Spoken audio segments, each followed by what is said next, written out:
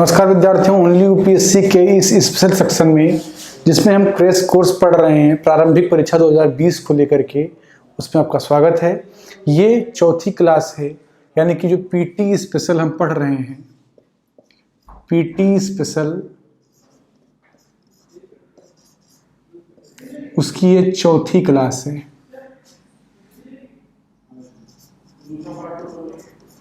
ये उसकी चौथी क्लास है।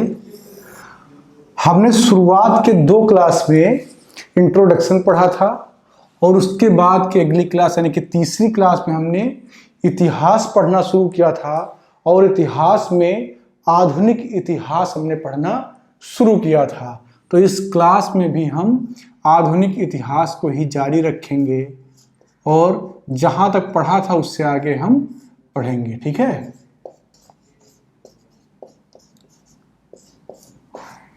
तो मैंने आपको उसमें बताया था, जो इससे पहले वाली क्लास थी आधुनिक इतिहास वाली, कि हमको आधुनिक इतिहास में उस सेक्शन पर ज़्यादा फोकस करना जहाँ से सवाल ज़्यादा आते हैं, ठीक है। तो हमने यूरोपीय कंपनियों के आगमन से जो है आधुनिक भारत के इतिहास को पढ़ना शुरू किया था। उस क्रम में हमने साम्राज्यवाद को समझा था पिछली क्लास में, क्योंकि उसी से जो है क्लियर हुआ कि यूरोपीय कंपनियां भारत में क्यों आईं, ठीक है। अब देखते हैं कि उनकी कंपनियां आईं उसमें कौन कौन सी थी, उसका क्रम मैंने पिछले क्लास में आपको बता दिया था। तो इस क्लास में हम देख लेते हैं कि उनके बारे में थोड़े थोड़े पॉइंट क्या क्या हैं, ताकि अगर उनसे कोई स्टेटमेंट आए तो वो आपसे गलत ना हो, ठीक है। तो जो पहली कंपनी आई थी वो कौन सी थी? पुर्तगाली कंपनी थी,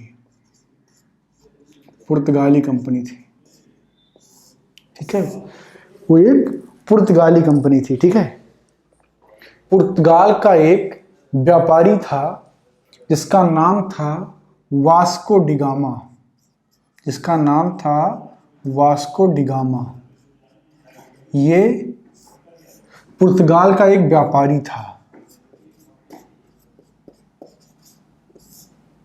पुर्तगाल का एक व्यापारी था ये।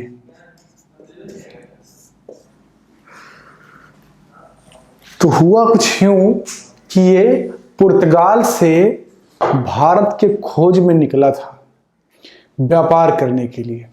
इसीलिए आपको पढ़ने में जो है मिलता होगा कि भारत का खोजकर्ता कौन है, तो आपको वहाँ पर उसका जवाब मिलता है वास्को डिगामा।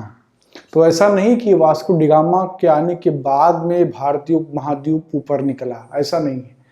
भारतीय उपमहाद्वीप पहले से था, इस पर व्यवस्थाएं थी, इस पर बड़ी बड़ी सभ्यताएं हुई हैं।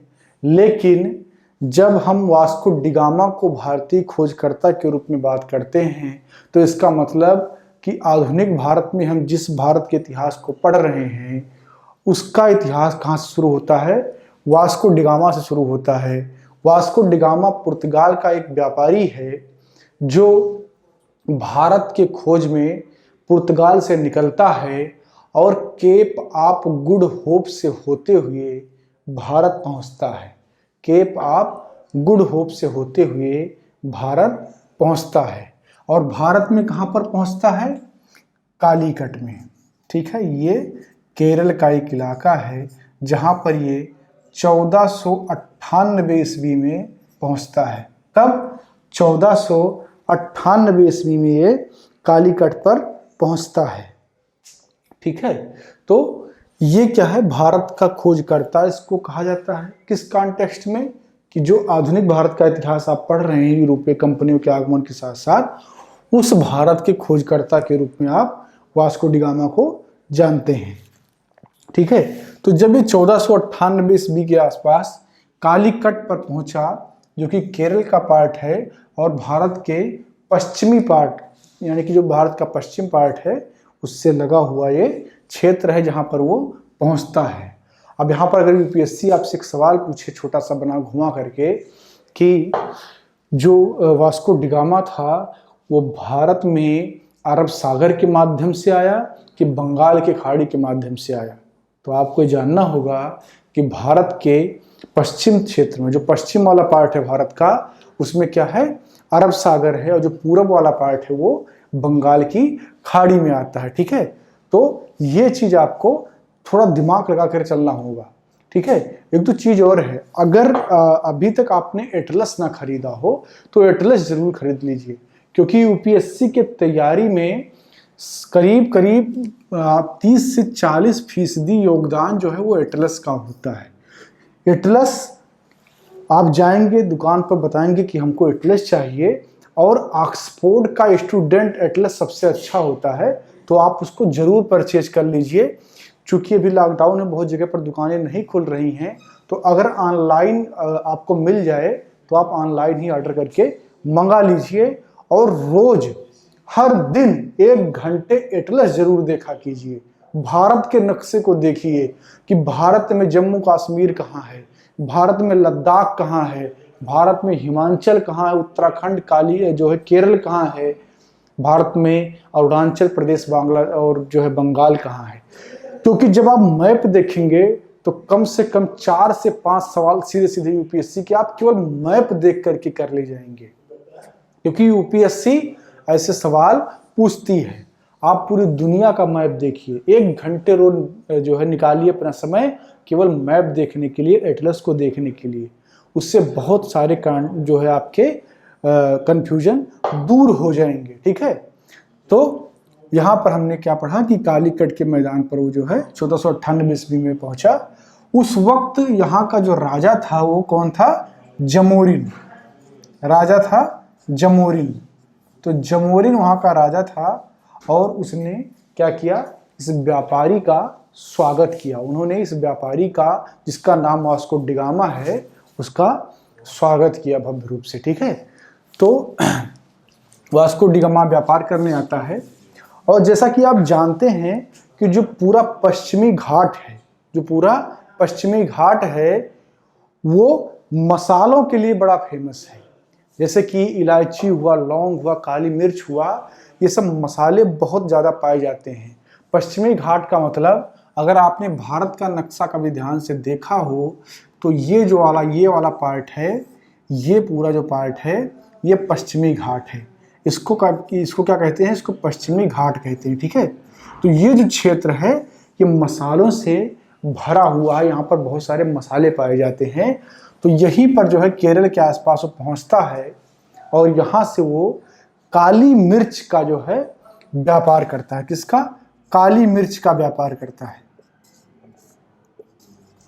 काली मिर्च का व्यापार करता है।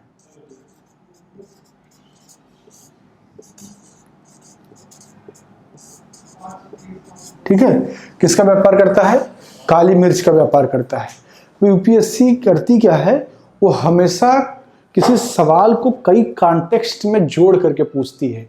हो सकता है कि यूपीएससी आपसे सवाल पूछे और वो किसी उत्तर भारत के फसल के नाम को वास्को डिगामा के साथ जोड़ करके लिखे थे। वो लिखे कि निम्नलिखित स्टेटमेंट पर आप ध्यान दीजिए, और पहला स्टेटमेंट लिख दे कि 1498 ईस्वी में वास्को डिगामा भारत के पश्चिमी तट पर कालीकट पर पहुंचा। आप पहला स्टेटमेंट देखेंगे और एक क्लास पढ़े रहेंगे तो आप खुश हो जाएंगे कि पहला स्टेटमेंट हमको समझ में आ गया, ये सही है। दूसरे स्टेटमेंट में उसने लिख दिया कि वास्को डिगामा ने भारत में गेहूं का व्यापार किया और उससे काफ़ी मुनाफा कमाया। अब नीचे विकल्प दे देगा कि केवल कथन 1 सही है, केवल कथन 2 सही है, या 1, 2 दोनों सही है, या दोनों गलत है। अब आपको इस सवाल का जवाब देने के लिए दूसरा वाला विकल्प भी जानना होगा, जिसमें यह बात हो रही कि वास्को डिगामा ने क्या गेहूं का व्यापार किया था कि नहीं किया था। तो आपको यह पता होना चाहिए कि गेहूं का व्यापार उसने नहीं किया था, उसने काली मिर्च का व्यापार किया था, क्योंकि साउथ इंडिया में गेहूं नहीं पैदा होता, क्योंकि वहाँ का जो टेम्परेचर है वो बहुत ज़्यादा होता है, और गेहूं को पैदा करने के लिए टेम्परेचर का कम होना जरूरी है, क्योंकि गेहूं क्या है? एक रबी की फसल है। इसीलिए उत्तर भारत में तो गेहूं का उत्पादन होता है, लेकिन आपके साउथ इंडिया में नहीं होता है। तो जियोग्राफी को इतिहास से जोड़ दिया गया। यूपीएससी हमेशा ऐसे ही सवाल पूछती है, ठीक है। यूपीएससी ऐसे ही सवाल पूछती है और इसमें काफ़ी कंफ्यूज भी करती है, ठीक है। तो ये हो गया वास्को डिगामा। अब वास्को डिगामा भारत में आता है, बहुत सारा मुनाफा कमाता है और फिर वापस चला जाता है। कहाँ? अपने देश पुर्तगाल चला जाता है और जाकर के भारत के बारे में भव्य वर्णन करता कि भारत में ये है वो है। यानी कि जो पुर्तगाली लोग हैं उनके मन में एक क्यूरियोसिटी पैदा कर देता है कि ये देश है क्या, और वो सोने की चिड़िया भारत को कहता है, क्योंकि भारत में बहुत सारी अपॉर्चुनिटी है व्यापार करने के लिए।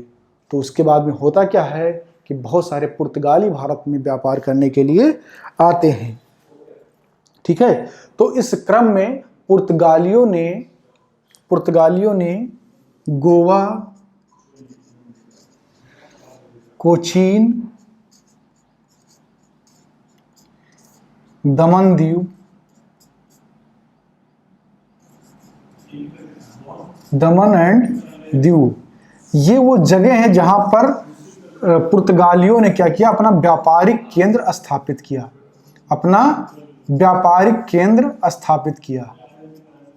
पुर्तगालियों ने अपना व्यापारिक केंद्र स्थापित किया।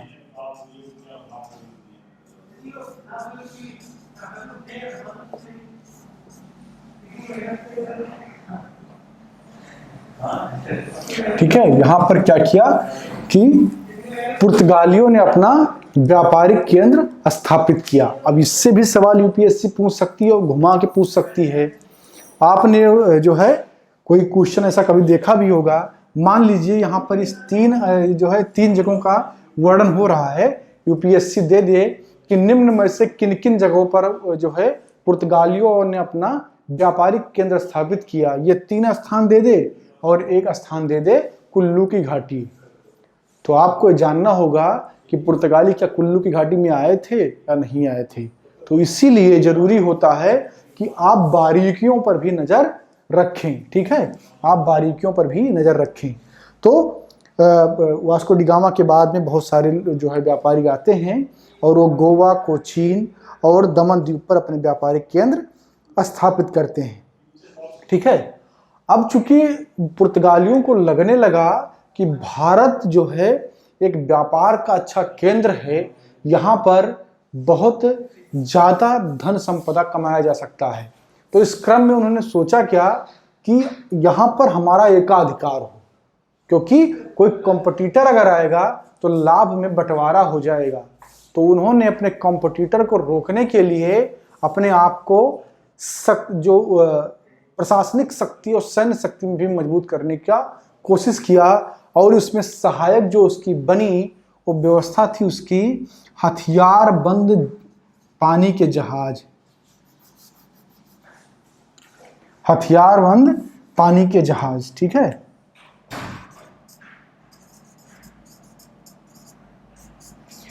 हथियार बंद पानी के जहाज।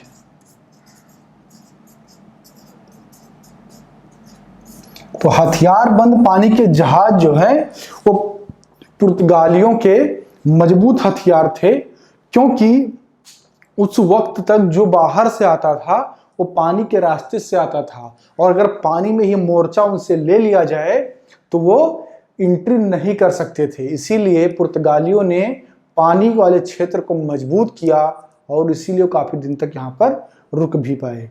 ठीक है, तो ये था उनका बाहर के कंपटीटर को रोकने का एक तरीका। ठीक है, बाहर के कंपटीटर को रोकने का इनका एक तरीका था ये। अब आगे देखते हैं।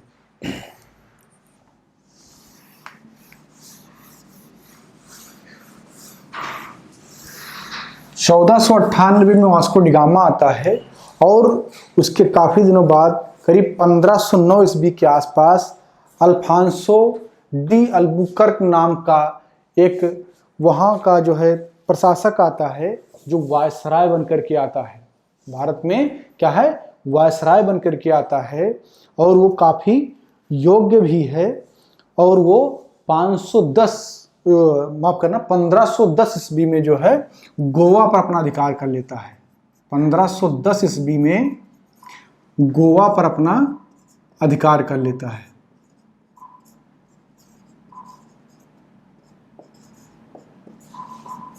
कौन?